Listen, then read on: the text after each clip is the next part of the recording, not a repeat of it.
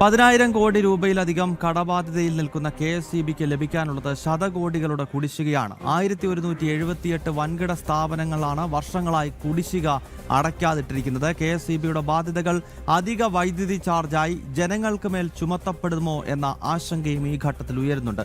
ദിലീപ് കുറ്റിച്ചൽ വിശദാംശങ്ങൾ നൽകും. ദിലീപ്, KSEBക്ക് കോടികൾ ഈ രീതിയിൽ വിവിധ സ്ഥാപനങ്ങളും മറ്റും ലഭിക്കാനുണ്ട്. അത് തിരികെ വാങ്ങുവാനുള്ള ഒരു നീക്കവും സർക്കാരിന്റെ ഭാഗത്ത് നിന്നുണ്ടാകുന്നില്ല. എന്നാൽ അധിക വൈദ്യുതി ചാർജും മറ്റും ജനങ്ങളുടെ മുകളിൽ ഈടാക്കാനുള്ള നീക്കങ്ങളും നടക്കുന്നുണ്ട്. ഇതാണോ ഇപ്പോൾ പൊതുസമൂഹത്തിനിടയിൽ വലിയ ആശങ്കയാകുന്നത്?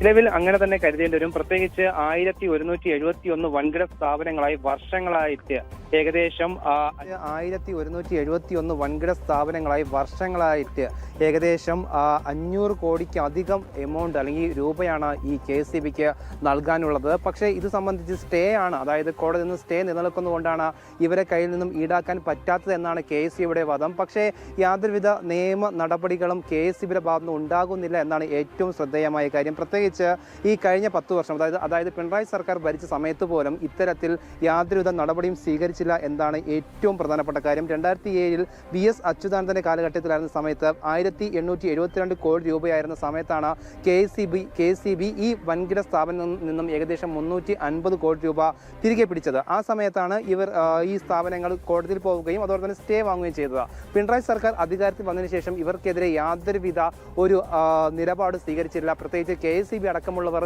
ഇവർക്കെതിരെ സ്റ്റേ മാറ്റുന്നതിന് വേണ്ടിയുള്ള യാതൊരു നടപടിയും സ്വീകരിച്ചിട്ടില്ല എന്നാണ് ഏറ്റവും ശ്രദ്ധേയമായ കാര്യം. അതോടൊപ്പം തന്നെ കഴിഞ്ഞ 10 വർഷത്തെ കണക്ക് നോക്കുമ്പോൾ സ്വാഭാവികമായിട്ടും റെഗുലേറ്ററി നിയമപ്രകാരം ഈ വൈദ്യുതി ഉൽപ്പാദനത്തിന്റെ 5% സോളാർ വൈദ്യുതി ഉൽപ്പാദിപ്പിക്കണമെന്നൊരു നിബന്ധന ഉണ്ടായിരുന്നു. പക്ഷേ ആ നിബന്ധനയും ഈ KSEB പാലിച്ചിട്ടില്ല. അതും മറ്റൊരു വിഷയമാണ്. അതോടൊപ്പം തന്നെ ഇത്തരത്തിൽ യാതൊരുവിധ നടപടിയും KSEBയുടെ ഭാഗത്ത് ഉണ്ടായിട്ടില്ല.